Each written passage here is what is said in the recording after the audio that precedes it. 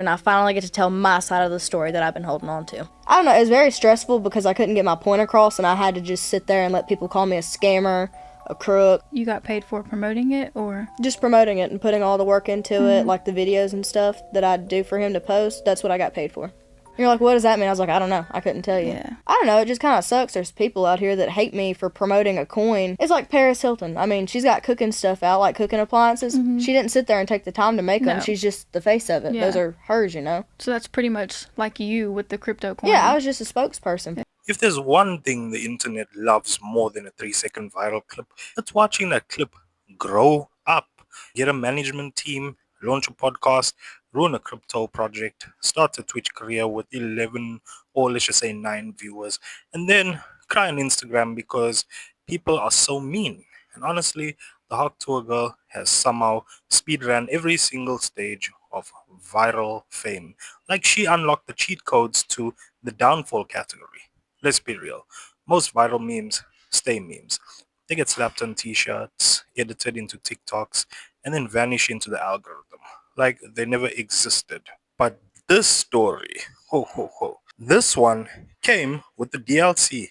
Scandals, live streams, podcasts, and more.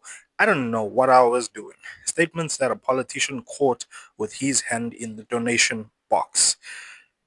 Because the moment she went from funny TikTok clip to brand ambassador for a crypto coin, it went downhill faster than a meme stock in 2021.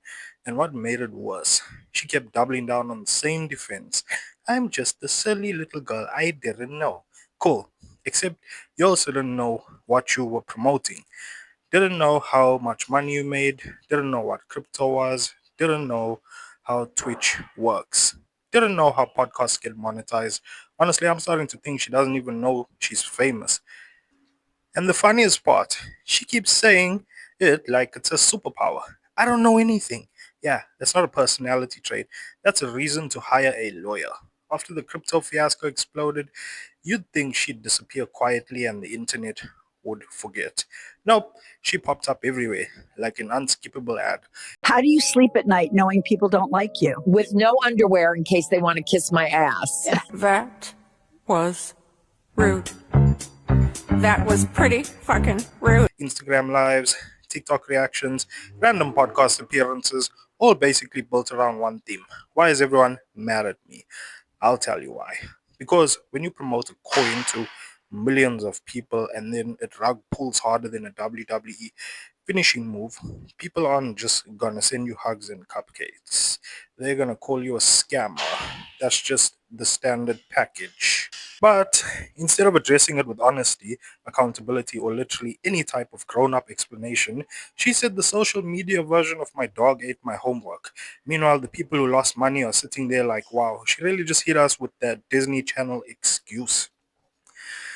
But then came the era nobody asked for, the Hawk Tour streaming career. A clip went viral showing a streaming to 9 people. And I don't mean 9,000, I mean 9. Single digit.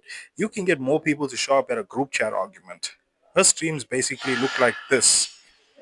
She plays games like someone who just found out what a controller is. The chat, just a bunch of dudes trying way too hard to impress her. And half of the time she's screaming because she doesn't know which buttons shoot. Look, everyone starts somewhere. But when you live stream your gaming era without knowing what Twitch is, how money works, or what the go live button does, you probably shouldn't act surprised when your audience is just 3 sims, 2 bots, and a confused grandma who clicked the wrong link. And then she goes on a podcast announcing that her Twitch debut is this huge secret launch, like she's dropping a Marvel movie. Meanwhile, she admits she doesn't know what Twitch even is. How do you make money on it? I don't know. What games will you play? I don't know. How does streaming work? No idea. At this point, she's not a creator. She's a walking tutorial on what not to do after going viral. But the part that still blows my mind is how she constantly gets caught off guard by her own career. Someone asks her how her podcast makes money. I'm not sure. That's what she says.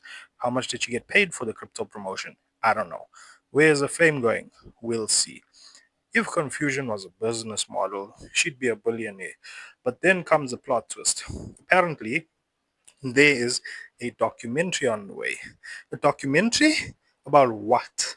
the time she got famous for a soundbite, or the time she accidentally promoted a coin that noise dived harder than FTX.